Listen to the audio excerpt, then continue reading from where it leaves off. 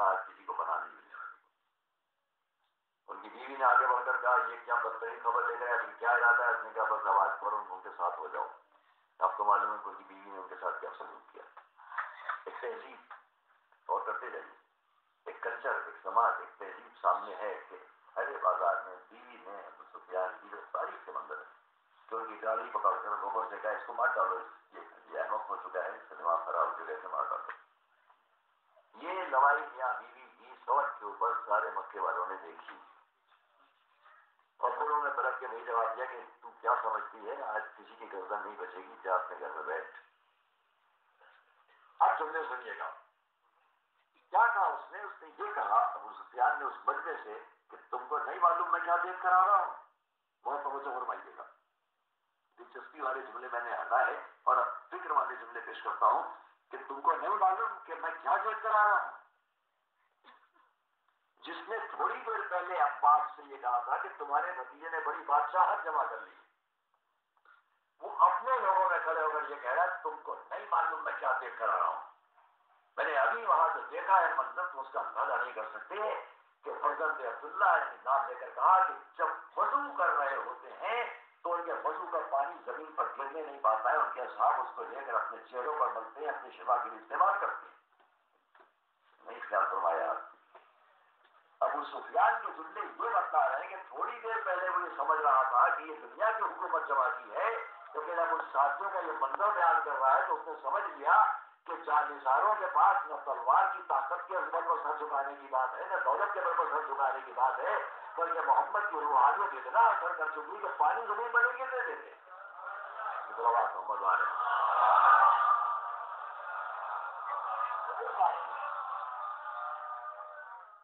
تاریخ میں پڑھ کر نکل جاتے ہیں جملوں کو اندازہ کیجیے کہ جملے کیا بتا رہے ہیں. اس نے اعتراف کر لیا اس بات کا, دل سے نہ مانا ہو, لیکن کم سے کم یہ تو بتا دیا کہ جو ان کے ساتھ والے لوگ ہیں وہ کتنے فدائی ہیں. تو کیوں ہیں؟ اگر محمد کے فدائی ان کے ساتھی ہیں تو ان کی کسی ظاہری طاقت کی بنیاد پر نہیں ہے, بلکہ ان کی روحانیت سے اتنا متاثر ہو چکے ہیں کہ وضو کا پانی بھی زمین پر گرنے نہیں دینا چاہتے.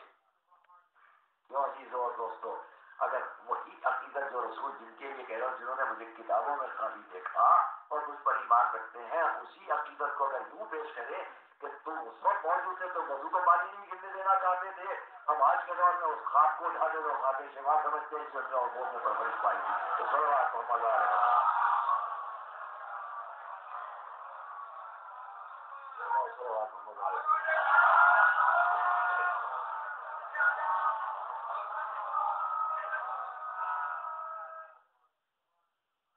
ہوا کیا.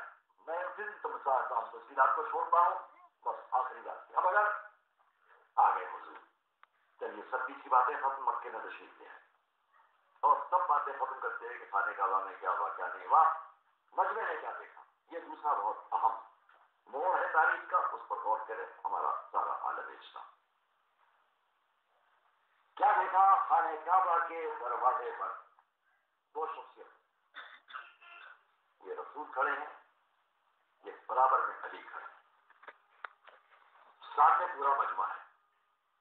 10,000, 13,000, 10,000 ان کے, 3,000 اور 13,000 کو بڑھا کے آپ 15,000 کر دیں گے تصوراتی طور پر سے. یہ مجمع سامنے کھڑا ہے. رسول نے کیا فرمایا؟ دیکھو, آج سے عرب کے جتنے غرور ہیں, خاندانی جتنے غرور ہیں, جتنے خوبہ اور قتل اور قصاص ہیں, وہ سب میرے پیروں کے نیچے. مجمع دیکھ رہا ہے, جنہوں نے کیا کچھ نہیں کیا وہ پورا مجمع سامنے. سن لو, تمہارے سارے فخر و غرور, حسب و نسب کے غرور, خاندانی غرور اور قصاص اور انتقام, یہ سب میرے پیروں کے نیچے. سنو, ہم سب آدم کی اولاد ہیں, آدم مٹی سے ہے, اور اللہ کی بارگاہ میں اب وہی باعزت ہوگا جو جتنا زیادہ اللہ سے ڈرنے والا ہو, جتنا ماکردار ہو. غور کیجیے گا کہ اس مجمع کے سامنے جب رسول نے یہ اعلان فرمایا تو کیا سمجھ رہے ہوں گے وہ؟ ایک طرف وہ کھڑا ہے جس کے بارے میں بھی سنا ہے کہ وضو کا پانی زمین پر گرنے نہیں دیتے, دوسری طرف وہ کھڑا ہے ساتھ میں کہ اس کی تلوار کی کاٹ اب تک گرتے چل جائے. اس کی تلوار کا اثر بدر میں، بہت میں، خیبر میں، خندق میں، یہ تلوار کا اثر گرتے چلے. یعنی دو بھائی ساتھ کھڑے ہیں اور دونوں کی کیفیت کا سامنے مطلب کیا اثر لے رہا ہے. یہ وہ ہے کہ اس نے کہیں تلوار نہ اٹھائی مگر ان کی نبوت کے اعلان سے پہلے ہم ان کو صادق اور امین کہتے تھے. اور اب اس کے بعد اتنی جنگیں لڑنے کے بعد یہ ہم سے بتا رہے ہیں کہ گویا کل جو ہمارا کردار تھا وہی آج بھی کردار ہے. کل بھی ہم نے تم سے نیک بنانے کی بات کی تھی اور نیک بن جانے کی بات کی تھی.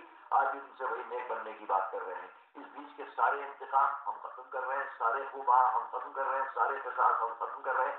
اور تم کو بھی سمجھایا دیتے ہیں کہ آج سے کوئی نہ اپنے خاندان کو غرور کرے، نہ فخر و ناز کرے اپنے حسب و نسب پر، نہ اپنے قبیلے پر. ان سب باتوں کو بھول جاؤ. بس یہ یاد رکھو کہ اللہ سے ڈرنے والا کون ہے. عزیزہ میں گرامی غور کیجیے گا جو میں اس جملے کی توجہ دلانا چاہتا ہوں. اس پورے مجمع نے کیا دیکھا؟ یہ دیکھا کہ یہ کہہ رہے ہیں اور غریب کھڑا ہوا شخص جس کی تلوار کا سب پورے عرب کی زمین پر ہر طرف پھیلا ہوا ہو وہ خاموش کھڑا ہے. گویا خاموش رہ کر رسول کے ہر جملے کی تائید کی جا رہی ہے. اب میں کہنا چاہتا ہوں کہ رسول نے کسی اور کو اپنے بازو میں کھڑے رکھ کر یہ اعلان کیوں نہیں کیا؟ سب کو سامنے کھڑے رکھ کر بتا دیا کہ کوئی اور میرے جملوں پر دل کی گہرائی سے یقین رکھتا ہوتا تو اس کو بھی یہی پر لا کر میں اس جملے کو کہہ رہا ہوتا. تو صلوات محمد والے